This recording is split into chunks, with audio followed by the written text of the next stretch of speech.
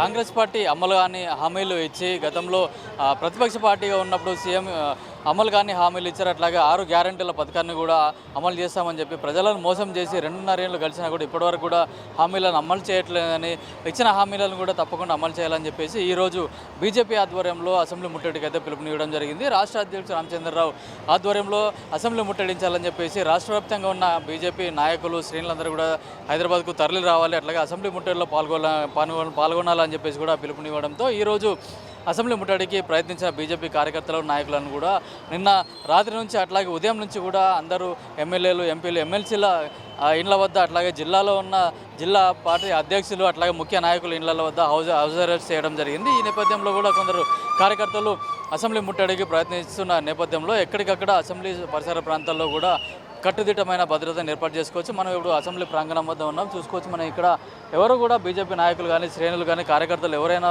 ముట్టడికి ప్రయత్నిస్తే అయితే ఇమీడియట్గా అరెస్ట్ చేయడానికి కూడా భారీ బందోబస్తును అయితే ఏర్పాటు చేయడం జరిగింది. ఒక ఏసీపీ స్థాయి అధికారి ఆధ్వర్యంలో కూడా మొత్తం భద్రతా పర్యవేక్షణ జరుగుతుంది. స్పెషల్ టాస్క్ ఫోర్స్ పోలీసులతో పాటు ఇంటెలిజెన్స్ పోలీసులు కూడా ఎక్కడికక్కడ మోహరించి ఎవరైనా అసెంబ్లీ ముట్టడికి ప్రయత్నిస్తే వాళ్ళని ఎక్కడికక్కడ అరెస్ట్ చేయడం జరుగుతుంది. అట్లాగే ఇటు నాంపల్లి కానీ, అటు సెక్రటరీ వద్ద, అట్లాగే టెలిఫోన్ భవన్ వద్ద కూడా భారీ ఎత్తున పోలీసులు మోహరించారు. అటు డీజీపీ ఆఫీస్ లగడిగపూల్ వద్ద కూడా పోలీసులు మోహరించడం జరిగింది. అయితే ముఖ్య పట్టణాలలో కూడా ఎక్కడైనా బీజేపీ శ్రేణులు హైదరాబాద్కు వస్తున్నట్టుగా అనుమానాస్పదంగా కనిపిస్తే మాత్రం వాళ్ళని ఎక్కడికక్కడ అక్కడే అరెస్ట్ చేసి పోలీస్ స్టేషన్లకు తరలిస్తున్న పరిస్థితి అయితే ఉంది. కొందరిని కూడా ఉదయం నుంచే వాళ్ళ ఇంట్లో నుంచి బయటకు రాకుండా అందరినీ కూడా హౌస్ అరెస్ట్ చేయడం జరిగింది.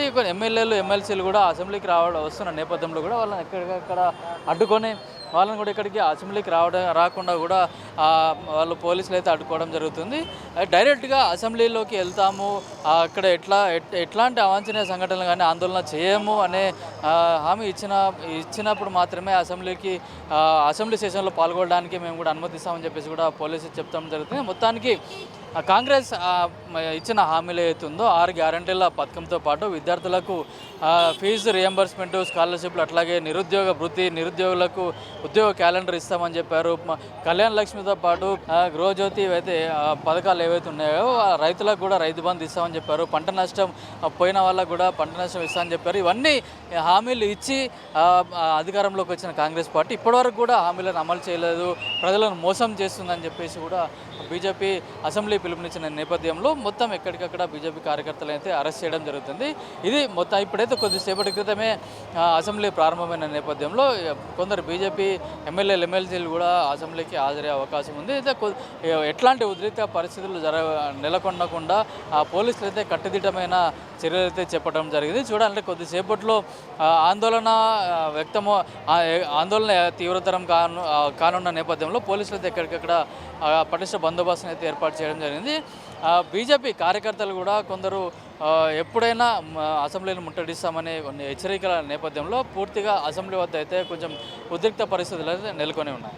కెమెరామెన్ శ్రీకాంత్, కిరణ్ కుమార్, పల్లవి టీవీ, అసెంబ్లీ, హైదరాబాద్.